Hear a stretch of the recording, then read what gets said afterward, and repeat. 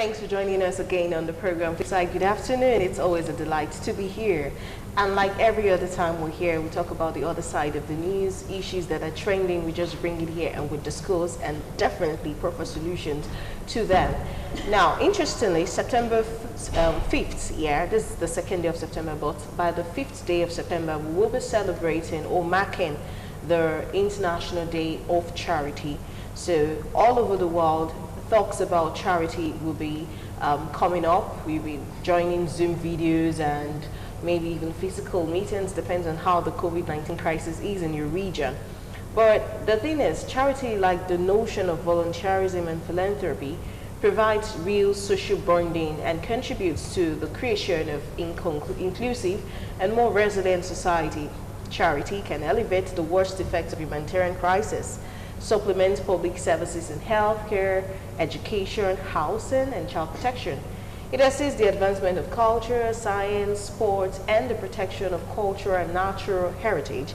It also promotes the rights of the marginalized and underprivileged. It spreads the message of humanity in conflict situations. Now, the International Day of Charity was established with the objective of sensitizing and mobilizing people, NGOs, and stakeholders all around the world to help others through volunteer and philanthropic activities. The date, 5th of September, was chosen in order to commemorate the anniversary of the passing away of Mother Teresa of Calcutta, who received the Nobel Peace Prize in 1979 for work undertaken in the struggle to overcome poverty and distress, which also constitute a threat to peace. So, a lot of talk. All I just said is the idea of the UN. Mother Teresa is an icon and many people will be talking about her on the 5th of September. But we're not going to wait till that day before we talk about charity on FLIPSIDE. I have two guests who are really in the field and we'll be talking about this on the topic today. We're focusing on poverty because the UN is going to focus on poverty this year, 2020. But before we do all of that, before you meet my guests, we'll take a message quickly, and when we'll come back from that message, you will meet my guests. By the way, my name is Daisy Leo Asikidi. International Day of Charity. The International Day of Charity is celebrated all over the world on 5th September. The prime mission of this day is to raise awareness and provide a common platform for charity-related activities. The charity-related activities are for individuals, charitable, philanthropic, and volunteer organizations to fulfill their own local, national, regional, and international purposes. The International Day of Charities concept was proposed by the Hungarian government. Their goal behind the initiative was to increase solidarity, social responsibility, and public support for the charity. The Hungarian proposal came to a resolution in the UN General Assembly by consensus on 17 December 2011. Altogether, 44 UN member states supported the resolution to designate 5 September as the International Day of Charity. The exact day on September 5th was influenced by Mother Teresa's death anniversary. She received a Nobel Peace Prize for working to overcome poverty and distress. Charities all over the world help to improve people's lives, fight disease, educate people, and give them hope.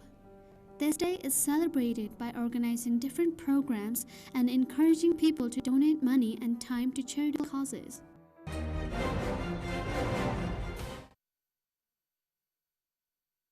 Okay, so welcome back, and we're talking about the International Day on Charity. We'll talk about the impacts of charity on society, on poverty. Does it really help? Well, I said I have two people in the field. I do not own a charity organization. I desire to, but maybe today I would also learn what it entails. So very close to me is this very pretty lady that you've seen like 50 million years ago on the show. It's been so long. And I'm talking about Precious Blessing Bekele. She's the founder of True Identity Poverty Elevation Initiative. You're good. It's good to have you here. You're welcome. Thank you so much. You're looking so glam. Thank you. And then I have Gloria Okonye. She's a senior supervisor.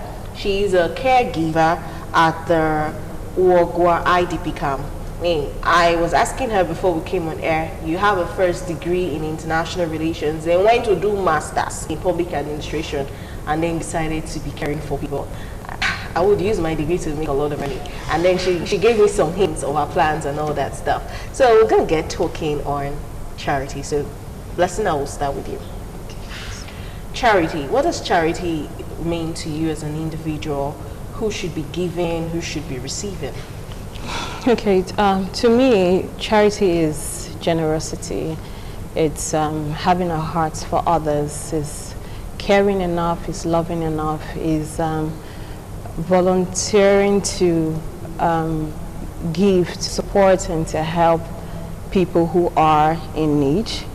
And the question, who needs to give? I think we all have something to give. So with True Identity is like a baby to me because it's my passion, and for others and supporting them is it's very fulfilling. A lot of people have no idea. They think that it's sometimes your talent and treasure, but it's not. And in giving, what we teach our beneficiaries, we teach them that everyone has something to give. So as we empower and help them, we teach them to help them. Sometimes we feel giving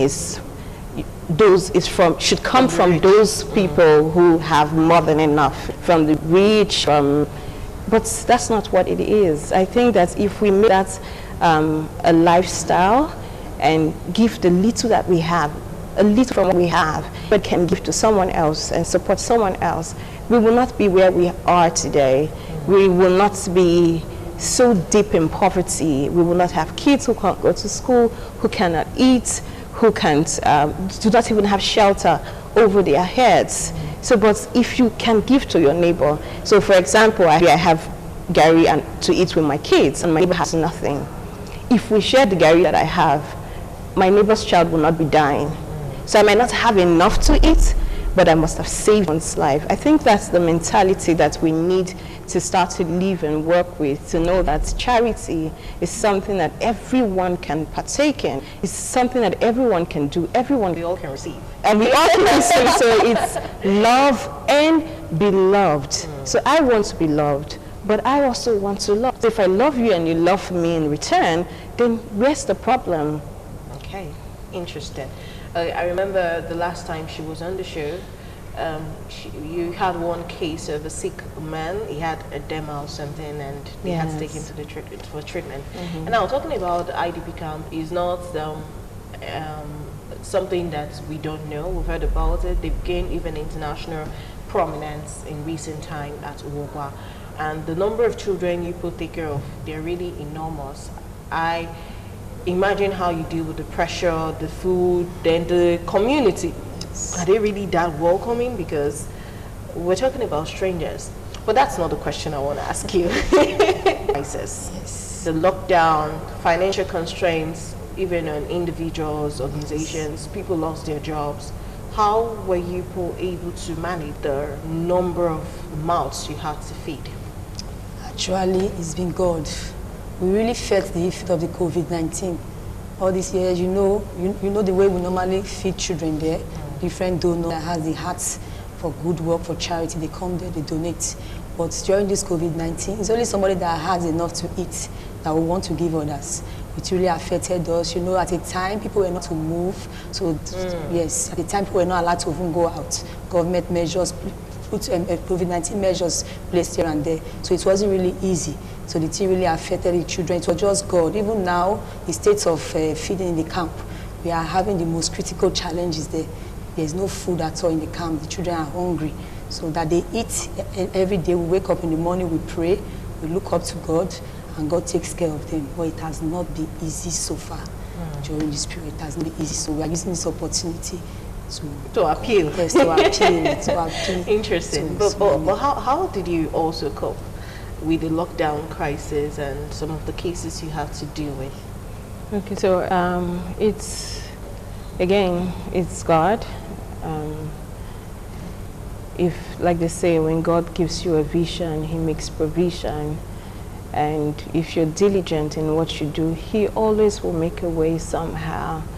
We had to step up and figure out the other things that we needed to do. So, for example, we have kids who are on our scholarship, and we're responsible for everything that has to do with their education. And with the lockdown, they couldn't go to school anymore, so they had to stay at home. The major challenge we had was with feeding, like how they can survive. So, for example, from the last meeting that we had, one of the mothers said she sells fairly used clothes, and she said the first thing that happened was there was a shutdown at her shop. She couldn't sell because it wasn't essential. Food, yeah. Exactly. And she thought, how am I going to survive? For someone who hasn't done anything else before, and all her life she's always sewed fairly used clothes, she had to go back home. Her husband, a mechanic, had to stop going to work as well. So they were home without food. So what we did was we had to rethink, restructure the organization in a way that we meet that need. So what we started doing is distribution of food, so basic food stuff, and just everything that they need to get by. And we started to teach them to ways to like adjust. So what she did was she had to learn from her friend how to sell, how to buy and sell food stuff. And quickly, she started making income, and somehow she said, I just realized that food is the way to go. So moving forward, no more penny use from me. I've seen a new passion, and I'm going to pursue it. So for us, it was just actually making those necessary adjustments and making sure that we're meeting the needs. Because most importantly, a lot of people don't ask you what you need. They give you what they have to give. Yeah. So you need food, and someone gives you a hat, gives you a dress, and you're wondering. So, but we had to make that quick adjustment to say, okay, what's the need right now? People need to be able to eat and get by. They need to stay alive to be able to do something else. And that's what we did, provide food. Okay. Now, we have a problem in society right now, especially in Nigeria. A lot of people do not trust charity organizations and NGOs. There's this mindset of people making monies for yourself. Okay, so someone looks at you and says, she's looking so fresh. Are you sure she's not eating all the money? I know that I would also ask how you take care of yourself. No, maybe I should just ask that. People give donations. People give donations. Yes. So what percentage, let me start with you before I come to her. What percentage of those donations that are giving do you people keep for yourselves? Okay. Yes, this is a very good question. I will tell you that we don't keep even a single % for ourselves. I will speak on behalf of the coordinator of the IDP camp, Christian Home for the Needy, Home for the Needy Foundation, I mean. I've worked with him for years. This is somebody that anybody that brings anything, even before the person turns his or her back to leave the camp, they start sharing things for the children in terms of money. Even at times, we the workers, we are like, can't you even at least take from it? At least you are the one doing all the work, is your service. He doesn't take a single dime from the things. He considers that things meant for orphans, things meant for widows, and these are vulnerable children. If it's possible for the kind of heart he has, this is somebody that he cannot sleep when he sees that a child is crying, I'm hungry, I'm this. He can't sleep. He's ready to do everything possible. It's ready for him to, in short, to turn trees to money. I will put it that way. He will do so. So he doesn't keep any percentage for himself. Everything he gives to the children, even if no matter how the money is, because the people that normally say different charity organizations, they divert orphans' money, I wouldn't blame them. Perhaps there are some charity organizations like that. But I'm kind of wondering, with the kind of massive work we have in that center, thousands of people, paying their fees alone, you need millions of naira to pay fees. We have over 58 students in different universities. Talk about those that are in secondary schools. Some of them, about 200 of them are writing WAEC now. UNECO is there. So with all this massive work, how much will somebody give to such a person? that the person will now say, let me keep some certain percentage or let me divert it. He's even looking for more. The money, if it's possible for him to perform any miracle, let the money increase so that I can take and make the children comfortable. He's ready to do that. So it doesn't really keep, I can say emphatically that it doesn't keep anything for himself. And how do you take care of yourselves? You, the workers, are you on salary? Yes. Or just the small that still comes, people just to share it small? How do you, some of you are married. Are you married? No, I'm okay, not. but there are workers that were married Yes. who also have children. Yes, they have to take care of their homes. Yes. So how do you meet that need? The workers, they are being paid. Okay. Our coordinator pays them. Okay. Himself is a missionary. He goes out to preach in different places, different interior, different villages. People give him money personally. I was blessed by your message. Take this for yourself. He can help himself from that. Then the rest of us there, everybody that works there, we are on salaries. Okay, Yes. that helps. So what percentage of the donations you get do you keep for yourself? Personally, none. So I am not on salary. Like I said earlier, I started out of passion, the passion for it, and I've had to work very hard to fund my passion, and so my business donates to the organization. And if you ask for workers now, most of our workers are, the most people that we have working with us are volunteers. But what we did recently is we built a structure around that. So we started an internship program for our scholars, so some of our beneficiaries. So some of our kids right now who are in the universities or just came out of the universities are the ones running the organization and working to support the organization. So we pay them. So they get, which is also a program because it's empowerment. Some of them are in the university, especially this time. It's just to make sure that they are not engaged doing any negative thing or negative vices. We had to engage them and empower them with the internship program. So they are training and they are working and they get paid a stipend. And that's how we've been running it for a while now. Still, let me stay with you now. Many people do not trust NGOs, which was what I was going to ask before, because we have this preconceived mindset about why you run, how you look. That's why I had to ask, how do you survive? I mean, there must be a source of income if you're not going to be dipping hands into what you get. Yeah. So thank God that has been clarified. But what then can we do to help open the minds, so that will enhance the amount of capital that can come into these organizations? If I don't believe in your work, I'm not going to invest in it.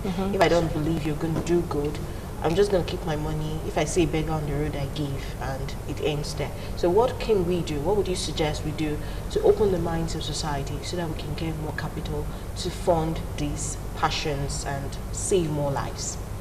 Okay, so the abuse of something doesn't stop the use, and you're also correct to say that most persons have abused the privilege of owning a non-profit to steal funds or divert funds. But the thing is, I think that you need to look at the program, you need to look at the structure, you need to find ways or look at ways that those persons are held accountable. Is there a structure? Is there a board structure? So again, we know that over here, most times when you talk about board members, people just put big names because, oh, if you hear that this person is a board member, then you would give to it, you know. But that's not, most of those people are silent members. It's just their name there and they don't get to do the work. They don't actually get to hold them accountable, the directors, or they're not in the organization. They have their names in the organization. So you have to do your own research to say, okay, what are your programs like? Like, for example, our books are open. If we have friends, we have people who want to give, and they have access to our books if they want to. They have access to our beneficiaries. They have access to our board members. So the structure around the organization are the things that you need to look at to know whether or not this is one that you can trust, or is it a one-man show, or are things being done the right way. Okay, and then the last question I'm going to be asking because we don't have much time. How much impact do you think these charity organizations are having in the fight against poverty? Because personally, I believe charity is not going to solve poverty. The UN doesn't believe what I believe, but that's my belief. I'm like, why should you teach me how to give me fish? Teach me how to fish. So charity, what I see, what I've always seen is you're giving. So how much impact do you think this can really have on the eradication of poverty? Okay, it can really help to a great deal. The reason why I say so is this: you cannot teach somebody how to fish on an empty stomach. For me, the best way to teach somebody how to fish is through charity. Because just take our organization, the Home for the Needy Foundation, as a case study. So many persons wouldn't have been able to go to school today, but for that organization, I can testify of so many persons who came from different villages, destitute, street children, who their life was just going the other way around. But through this organization, we've had so many graduates, lawyers, people who have learned different one skill or the other, and they've been reintegrated back to the society. They cannot stand on their own. They are independent. They are no longer poor. That is a way. For me, the best way government can curb this charity, can curb poverty, is through charity. Because when you start taking care of individuals, if it's education, give them good education. If it's learning a skill, give them. It's once they have something doing, they're no longer poor. What is poverty? It's when you are not able to take care of your needs. If you are able to feed yourself, you're able to clothe yourself, you are comfortable, you are no longer poor. So to a great deal, it helps to curb poverty. So people who are of this view that don't give it to charity because they siphon the money, they shouldn't. Like she said, they should go into the field, try to meet with the organizations, try to see if they are transparent. Like I can say here that you can come to Home for the Needy Foundation. We are transparent. Come there, you see the way things are being done. Everything is given. You can even ask the least child, the 2-year-old child that can speak. The child will tell you and see the way the children are happy. One way you know if fund given to an organization is being diverted or not is from the people in that organization. If you come there, you see the way the people are happy. They are always smiling. They are always happy. You know this joy is from the heart. If you are not happy, you are not happy. Nobody can force you to be happy. So through this means, people should not be discouraged. They shouldn't because of some feel bad and stop giving. So because charity, to a great extent, can help to, in short, eradicate poverty. Let me use it to, in short, 100%. 100%. All right. Yes. We'll go on a break quickly on the show, and when we return, we'll be wrapping up. So September, it's our birthday month for our CMD and several other persons. So we'll go on a break. We'll be back.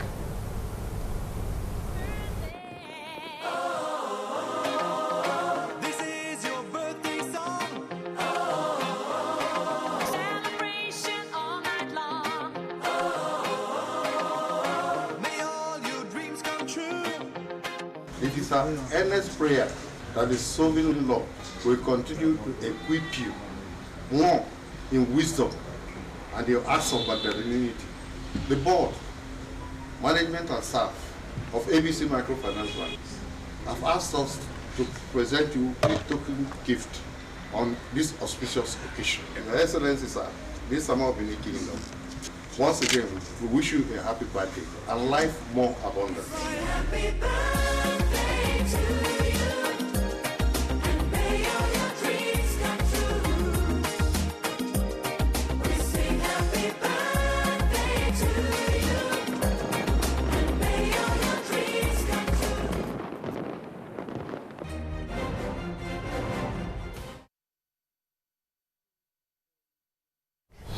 All right, thank you for staying with us. The program, of course, is Flipside, and we're talking about International Charity Day, and we're focusing on the impacts of charity organizations.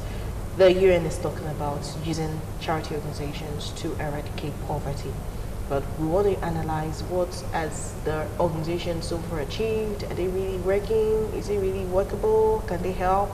And we've had two founders or proprietors or people who are directly involved in charity work, which, by the way, I have Precious Blessing, who is the founder of True Identity Poverty Elevation Initiative, and she's here with me. And then I also have a representative from the Wogwa IDP camp. They have their own name, but when we just say Wogwa IDP, you will know faster, so we'll stick to that word.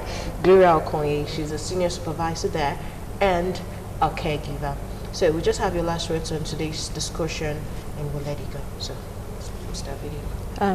For me, I'm going to quickly say that charity is not just giving fish. We are also teaching how to fish. So it's true impact, true empowerment, and everyone can be a part of it, really. We all have something that we can give, and we need to work with that ideology that there's something that I can give. You don't have to give your all, but you can be a part of the change. Your last words since this discussion. Thank you very much. I want to use this opportunity to appeal to everybody in the society that have a good heart, that has a good heart, that they should come and help the needs. They shouldn't have this mindset that charity doesn't help.